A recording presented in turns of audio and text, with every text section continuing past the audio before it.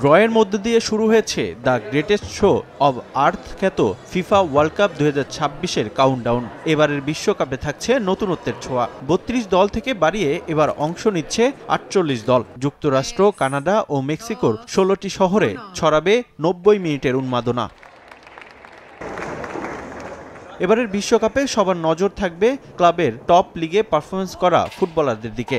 একই গ্রুপে থাকায় অনেক ম্যাচে তারকা ফুটবলাররা মুখোমুখি হবে একে অন্যের বিপক্ষে। সেই ম্যাচগুলোতে আলাদা নজর থাকবে সবার। ব্রাজিল আর্জেন্টিনার গ্রুপ ছাড়াও উত্তাপ ছড়াবে গ্রুপ আই এর ম্যাচ, যে গ্রুপে রয়েছে ফ্রান্স ও নরওয়ে।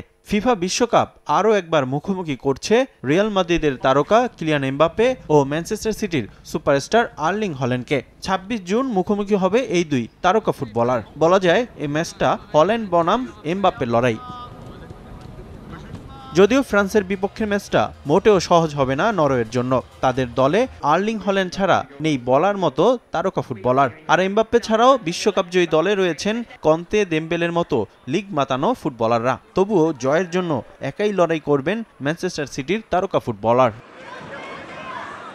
এদিকে গ্রুপ এল এর ম্যাচও আলাদা নজর কাড়বে। ইংল্যান্ডের সঙ্গে এই গ্রুপে রয়েছে ক্রোয়েশিয়া। গত আসরে দুর্দান্ত ফর্মে ছিল লুকা মদ্রিচের দল। নকআউট পর্বে শক্তিশালী জাপান ও ব্রাজিলকে হারিয়ে সেমিফাইনাল নিশ্চিত করেছিল তারা। যদিও আর্জেন্টিনার কাছে হেরে তৃতীয় স্থান নিয়ে শেষ করে আসর। সেই আত্মবিশ্বাস আসন্ন আসরেও ধরে রাখতে চাইবে দলটা।